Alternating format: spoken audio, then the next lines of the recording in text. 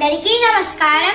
ఈ రోజు శ్రీమద్ భగవద్గీతలోని చతుర్థోధ్యాయమైన జ్ఞానకర్మ సన్యాస యోగంలోని 41వ శ్లోకము యోగ సన్యస్త కర్మాణం జ్ఞాన సంఛిన్న సంశయం ఆత్మవంతం న కర్మాణి నిబధ్నంతి ధనంజయ.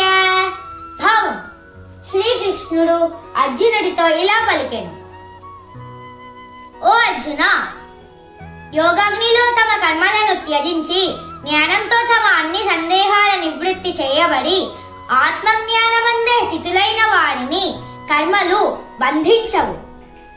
42వ శ్లోకము తస్మాదజ్ఞాన సంభూతం హృత్స్థం జ్ఞానాసినాత్మనః చిత్వైనం సంశయం యోగం ఆతిష్ఠోత్తిష్ఠ భారత.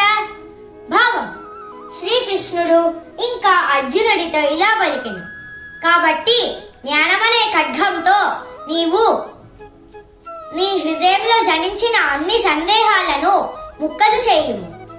ఓ భరతవంశీయుడా, కర్మయోగములో స్థితుడవై ఉండుము.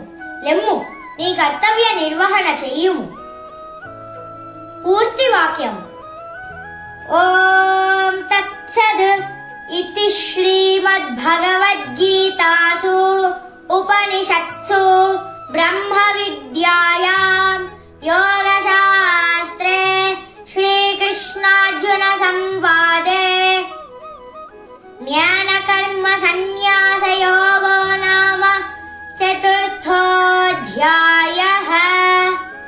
ఈ విధంగా చతుర్థోధ్యాయము సమాప్తం. ఓం శ్రీకృష్ణార్పణమస్తు.